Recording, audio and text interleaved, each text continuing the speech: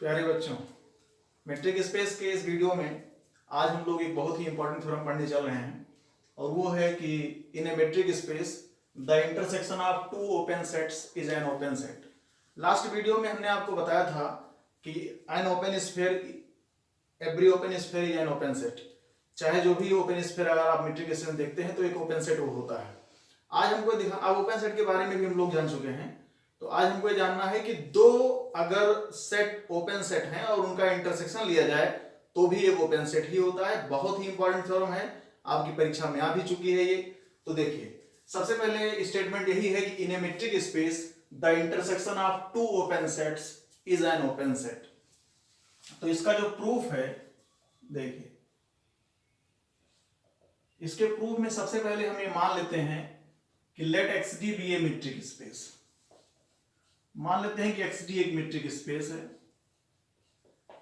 और दो open sets अपने मन से मान लीजिए, let A and B be two open sets, be two open sets of capital X. तो हमें दिखाना है कि इन दोनों का इंटरसेक्शन। अब आप जानते हैं कि दो सेट का इंटरसेक्शन इम्पटी भी हो सकता है, नॉन इम्पटी भी हो सकता है। अगर नॉन इम्पटी हुआ तो केस बनेगी। अगर इम्पटी होता है माने कि फाई अगर होता है तो फाई और कैपिटल एक्स दो ऐसे सबसेट्स होते हैं जो ओपन भी होते हैं और क्लोज भी होते हैं। ये आपको इसका भी प्रूफ हम आपको बताएंगे, यहां फिलहाल हम यूज करेंगे। तो यहां पर पहला पॉइंट ये ले लेते हैं कि if A intersection B equal to phi, मान लेते हैं अगर दोनों का इंटरसेक्शन फाई है, then phi being an open set, एक ओपन सेट होने के नाते A intersection B will also be open। तो ये तो एक छोटी सी केस थी कि अगर इंटरसेक्शन उनका फाई हो जाता है तो। अब बात आती है कि अगर इंटरसेक्शन फाई नहीं होता है तो सेकंड केस ये है कि if A intersection B equal not equal to five. जैसे एक सेट आपके पास ये ए मान लेते हैं और ये बी है, तो अब इनके इंटरसेक्शन में कुछ है ही नहीं तो इंटरसेक्शन फाइव हो गया। लेकिन अगर ये केस ना हो करके इस तरह की केस होती, इस तरह की केस है, तो ये इनका इंटरसेक्शन है तो जो कि इम्पटी नहीं है। तो अब आप बाकायदे डेफिनेशन जान रहे हैं कि ओपन स्फीयर की डेफिनेशन क्या होती है। ये हो गया ए बी और ये एरिया हो गया ए इंटरसेक्शन बी का। तो अगर ए इंटरसेक्शन बी फाई नहीं है तो इसका मतलब कम से कम एक ही एलिमेंट सही ए इंटरसेक्शन बी में है। तो आप अपने मन से कह लेते हैं कि let X element of A intersection B, और इंटरसेक्शन में होने का मतलब हो गया कि एक्स एलिमेंट ए भी है और एक्स एलिमेंट बी भी है। अब बात आती है कि देखिए ए और बी ओपन सेट्स हैं। आप जानते हैं ओपन सेट की डेफिनेशन होती है कि कोई भी सेट अगर ओपन है तो उसके किसी भी पॉइंट को सेंटर मान के स्मॉल आर रेडियस का, चाहे जो भी ओपन स्फीयर आप बनाएंगे वो ओपन स्फीयर उसी सेट में कंटेंट होना चाहिए। तो चूंकि जो x है वो a का एलिमेंट है, x b का भी एलिमेंट है, तो हम x को सेंटर मान के दो ओपन स्फीयर बनाएंगे। एक रेडियाई मान लेंगे r1, दूसरी r2।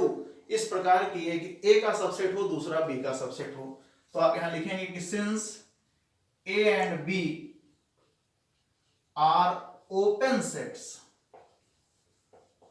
therefore there exist r1 r2 belong r plus such that कि sx r1 is contained in a, ये पहला आप इक्वेशन लिख सकते हैं, and sx r2 is contained in b, ये हमने इक्वेशन 2 मान लिया। x आपका यही का पॉइंट है, यही x है।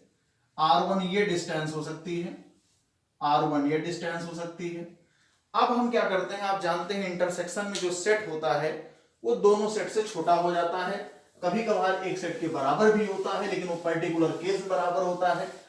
अगर कोई एक सेट दूसरे में कंटेंट हो तभी वो बराबर हो सकता है, नहीं तो नहीं। तो हम क्या करते हैं, यहां पर इस R1 और R2 का मिनिमम मान लेते हैं, माना कि R है, अपने मन से कह देते हैं कि if small r equal to minimum किसका है, R1 और R2 का, माने R1 R2 में छोटा और या R1 R2 से छोटा। जैसे अगर R1 मान लीजिए 3 सेंटीमीटर है, R2 मान लीजिए 4 है और R जो है 2 है, तो जो 2 सेंटीमीटर रेडियस का जो भी ओपन स्फीयर बनेगा वो 3 के अंदर भी कंटेंट होगा, वो 4 के अंदर भी कंटेंट होगा। इसका मतलब ये हो गया कि अगर x को सेंटर मान के r रेडियस का हम ओपन स्फीयर बनाए तो SXR वो SXR1 में भी कंटेंट होगा।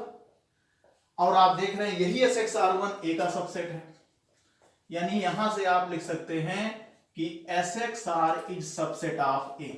और यही बात फिर से यही SXR2 का भी सबसेट होगा क्योंकि दोनों का मिनिमा है वो, और SXR2 B का सबसेट है समीकरण नंबर 2 से। अब ये इसका सबसेट, ये इसका सबसेट, तो ये फाइनली उसका सबसेट हो ही जाएगा, यानी SXR is subset of B। ये इक्वेशन आपका जो थर्ड और फोर्थ बना है, देखिए ध्यान से, थर्ड कहता है SXR1 सबसेट A है, अब फोर्थ कहता है SXR सबसेट B है। तो इसका मतलब SXR जो है वो A और B दोनों के होने के नाते दोनों के इंटरसेक्शन का भी सबसेट होगा। इसका मतलब हो गया कि SXR is subset of A intersection B। आप जानते हैं X A इंटरसेक्शन B का आर्बिट्रेरी पॉइंट था, R प्लस से बिलोंग करता है, यही डेफिनेशन है ओपन स्फीयर की। तो आप कहेंगे कि देयरफॉर, या कह सकते हैं कि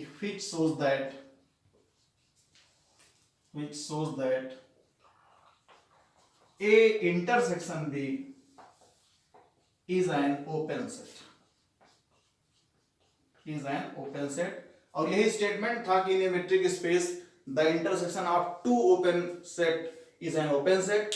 अब आपको बिल्कुल ऐसे ही एक और थ्योरम है कि in a metric space the intersection of finite collection of open sets. यहां तो केवल 2 ओपन सेट थे, लेकिन अगर फाइनाइट कलेक्शन का जो है कलेक्शन बनाया जाए ओपन सेट्स का, तो उनका इंटरसेक्शन भी एक ओपन सेट होता है, जो कि आपको हम नेक्स्ट वीडियो में बताएंगे।